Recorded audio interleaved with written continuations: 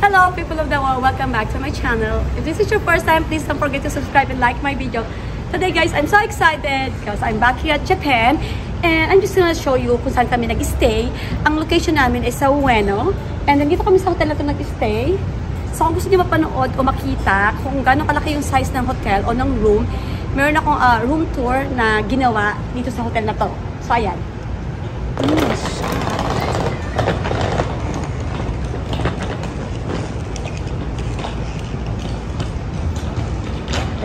So today guys, ang vlog na to is magsha-shopping kami. This is our first day in full day in Japan na magsha-shopping kami. So pakita namin sa inyo from this hotel kung ano-ano pwede niyong puntahan. So let's go guys, samahan niyo ako.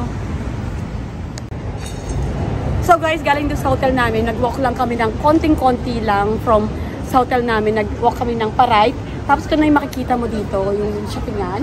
So, marami ka na makikita. So, nandito yung Uniqlo, yung Q, and then marami pa. And then on the side, andito yung Minimart. Yun lang. So, magandang location dito. Kung pupunta ka dito na ayaw mo mag-tren o ayaw mo na walking lang. But, you have to prepare guys. Dapat nakasapatos ka ng walking shoes kasi puro lakad dito. So, anyhow, let's go. So guys, merong something going on dito. Meron silang nangyayari dyan. May ganap dito guys. Ito. So guys, ito lang yung malapit sa hotel namin lang to. Lakad-lakad lang ako. So, yan. So, the weather, ito yung June to first week of June. Ang ganda pa ng weather nila. Pero today daw in-announce na uulan. So, kailangan namin bumili ng umbrella mamaya. So, wala pang store na open. Bali, most of the store, nag-o-open siya.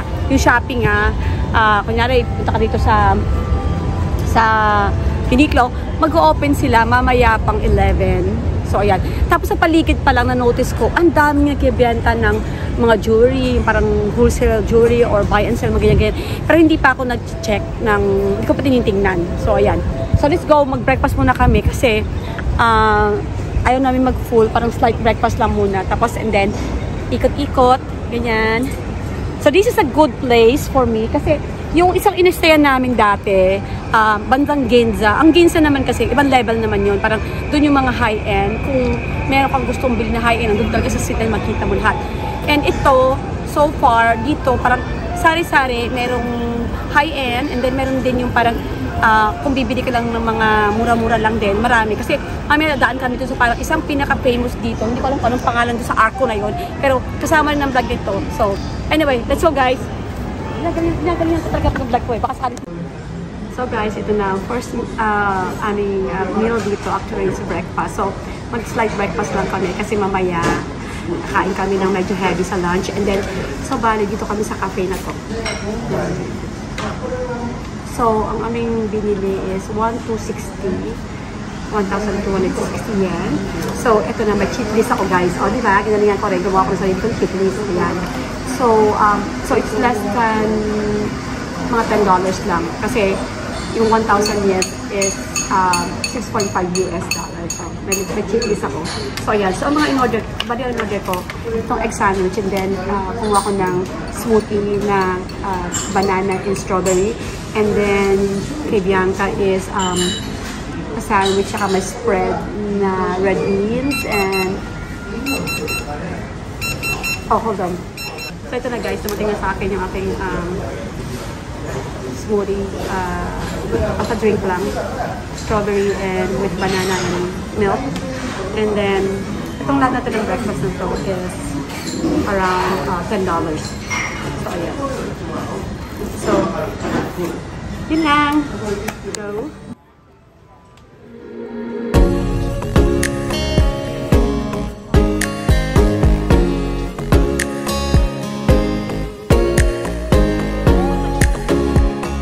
Hi guys! So, ito sa isa mga napanood ko sa YouTube na pag pumunta ko sa store na to, you pay 1,000 yen and then the guy will give you different kind of chocolate. So, for the sake of this vlog, gagawin natin. Titignan natin kung it's really worth it or not. So, eto na. Magbabayad tayo kay Kuya. Oh, let's see. Okay, here we go. Marami pa! Masarap po. Dalawa pa. Dandan pa, dandan! Japanese excellent chocolate. This chocolate expiration date this month. Oh my god. Okay. はい、マスバラート、マスバラート、モール、モール、モール、リマ、アニメ、ピット、バラー。Wow! マスラップ、マスラップ。Guys, they even speak Tagalog. Tapos na. Tapos na! Hindi service, dalawa pa. Yay! Sabi mo. Service. Isa pa. Wow! Dalawa po. Maraming thank you. Arigatou Arigatou gozaimasu. gozaimasu. Para po.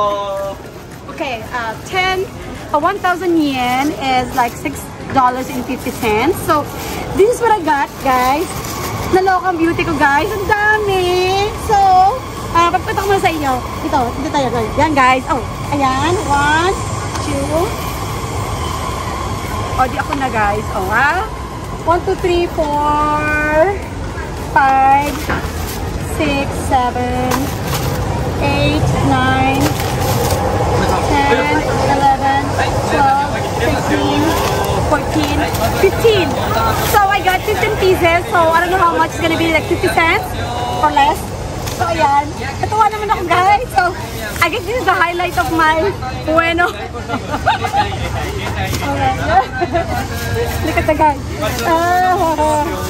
So, yes! Hi guys, so since pagpatulog ko sa mga free, so yung nag-walk kami dito, so binigyan kami ng tissue. Tapos yung tissue na to, may something, so i-raffle doon, I guess, yung inaano nila dito yung mobile, yan, yung phone na yan. Tapos parang sa bangko sila eh, yan o, soft bag, whatever. So, eto, napadalunan ni Bata. Ako naman, napadalunan ko guys, ito paper towel, ayan. Paper towel ba? Yeah. So, nakakatawa sa Japan kahit na paano may mga free, palakad-lakad ka lang. So, yun lang. Naaliw lang ako. Okay, let's go.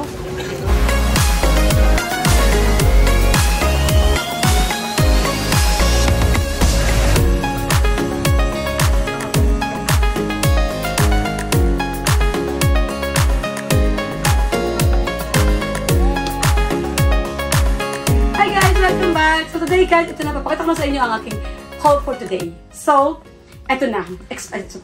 So, explain ko lang. Dahil nakalimutan ko yung aking moisturizer tsaka yung toner ko. Kasi guys, yung dalawang maleta namin, niligay ko dun sa from the Philippines, nadala namin, iniwan namin sa airport. Nagpa-storage kami kasi hindi namin kayang dalhin. Kukunin lang namin after 13 days. So, anyhow, in short, bumili ako ng aking moisturizer tsaka toner. So, actually, ang ginagamit ko talaga SK2 since last year pa, nung pumunta ako sa Japan, dalawang product ang tinry ko. Yung ito at saka yung Shiseido. Pero Shiseido, parang walang ganong effect sa akin. So, ito yung mas maganda yung effect sa skin ko. So, anyhow, pakita ko na lang din. So, ito siya. So, binili ko lang yung package na yung parang set, ang tawag nila. So, ito yung binili ko. Ayan siya. So, dito yung pinaka, sa lahat ng, well, compared to the US, kasi US kasi guys, yung isang maliit nito is $99 yung isang set. So ito, I'll tell you kung how much lang ang inabot sa akin. Ito yung set niya. Ay, actually, bibili pa ako ulit ng medyo mas malaki nito bago na lang kami umalis kasi nilipat pa kami sa Osaka. So ayan guys, so ito siya. Ito yung set niya. So, meron kang facial treatment essence, tapos meron kang skin power advanced cream, tapos meron ka nitong Genopix. Ito naman daw para sa dark spot, ganyan. So, ayan. So, bali ito guys, ang binayaran ko dyan is 12,000 yen. And binigyan pa kami ng, meron silang 5% ngayon is because of birthday ni Shang. Yan. Ito yung sineselebrate nila dito. So, ayan. So, dahil binigyan kami ng 10%, ng 5% na extra. So, bali naging total lang ito sa akin is 11,000 yen, which is around, alam mo guys, pag gumawa ka ng cheat list mo, it's easier for you pag pumunta ka sa Japan. So, I have this cheat list, ayan. So, yung 11,000 yen is 63, parang $70. So, this is actually in the US nga, as I said, ito guys, ito pa lang, $99 na. So, wala siyang mga parang extra. So, yun. And then, the next one is, ano ba?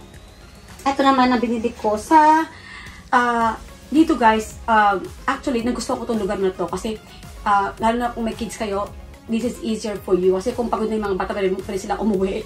Tapos, andyan, pwede ka pa rin mag-shopping. So, ito sa Uniqlo, ang nabili ko para sa akin is ito. Ang total ng nabili ko is, ayan. Sabas ko lang ha. So, ang total ng nabili ko, sabihin ko na yung total, is 7,510 yen. So, 7,000 is around 7,500 yen is around $70. Yeah, $70. So, ito lahat $70 to. Ayan. So, balik tayo natin.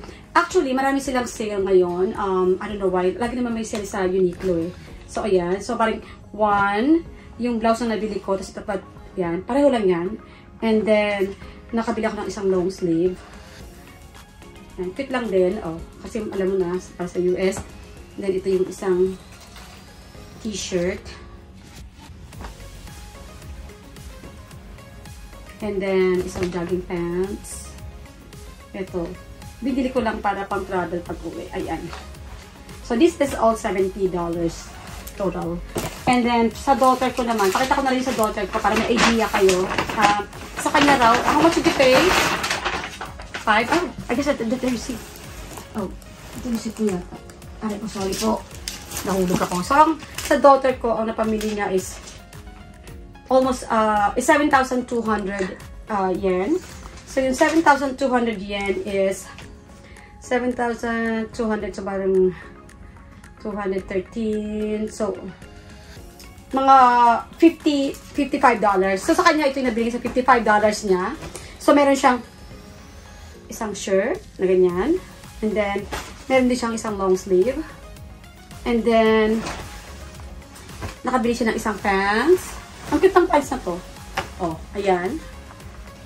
Kasi naiwanan niya sa Pilipinas yung mga pants niya. And then, skirt na mahaba. So, ito guys, nakakatawa tong skirt na to.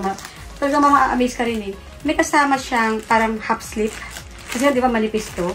So, ito, may kasama siyang half slip. Na kung manipis yung damit mo, may half slip nga na free. Di ba? Nakaka-amaze din dito sa Japan eh. So, ayan. And then, what else? Ako naman, and then, ito pala guys, ito naman binili namin sa isang place na ang pangalan niya, dito lang din sa paligid-paligid, ito ang pangalan niya, Suit Square. Ayan. Ayan siya. So, pag may passport ka, may minus ka pa na, parang may minus ka pa na 10%. Tapos, ito na, lahat ng ito, ang total ng pinamili namin dito is 10,850. So, around 10, kwenta natin sandali.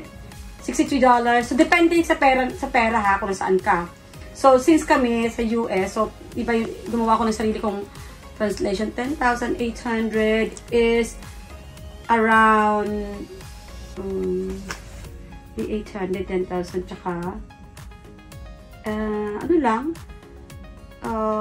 mga $70 lahat. Itong pinamili namin, $70.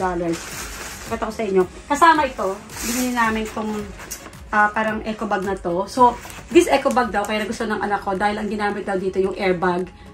Recycle airbag, right? This is recycle airbag daw. Diba? Nagaling ng mga Hapon. Gawa nila yan. So, anyways, ito pakita ko. Ang binili ng anak ko, ito, kasi nga,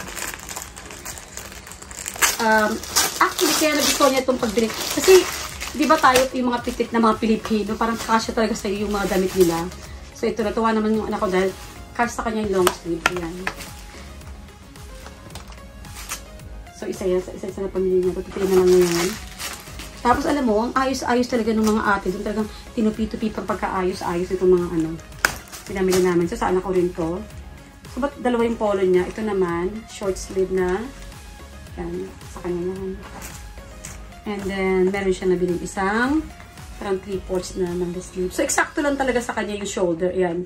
So, ang size nito is 36. Kasi 38 is 36 small, 38 medium. Ayan. Ito naman, para sa akin, ito tatlong blouse na to. Ito na pamili ko. Ayan. And then, medium na itong pinikuha ko, 38 ang size ko.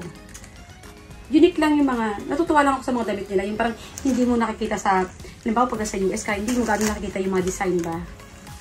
Ito. That's it. And then, of course, ano pa pinakahuli? Bumili ako ng souvenir. This souvenir is sa random store lang kasi umulan. So, ito binili ko yung souvenirs is $5.50. So, kasi guys, sa mga ibang store na may tax exemption, kailangan bumili ka at least 5,000 yen. So, kung less than that, syempre hindi ka ma-accept sa taxes, hindi ibabalik sa 5%. So, ito yung mga pinagbibili ko, yan lang. Di ba ang cute? Parang magnet. Actually, dapat ayoko nang kumuha ng mga magnet. Ang dami ng magnet na refrigerator namin. Pero, ito sa loob ko sa mga friendship. And then, dito ako natutuwa. Sa isang binili namin. Ayan.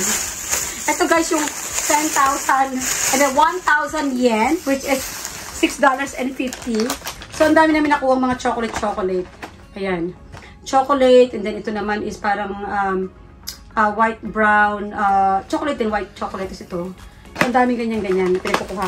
Tapos kasama na rin ito naman matcha flavor. And then meron din dalawang ganito. Ayan. So, ayan na guys, ang aming nabudol ngayong first day namin sa Japan. So, hindi ako masyado nakapag video kasi na-overwhelm ako sa pag-ikot-ikot at kung mahilig ka sa jewelry, diamonds, or gold, or white gold, ang dami dito sa lugar na to, sa Ueno na to, sa lugar na to, ang daming store. Ma-overwhelm ka lang. So, pero ang ganda ng mga, isa sa napasukan namin, nakita kami isang store na jewelry na kung gusto mong parang handmade yung pagkakagawa ng chain or machine ang gumawa. So, yun yung isa sa mga natutunan ko.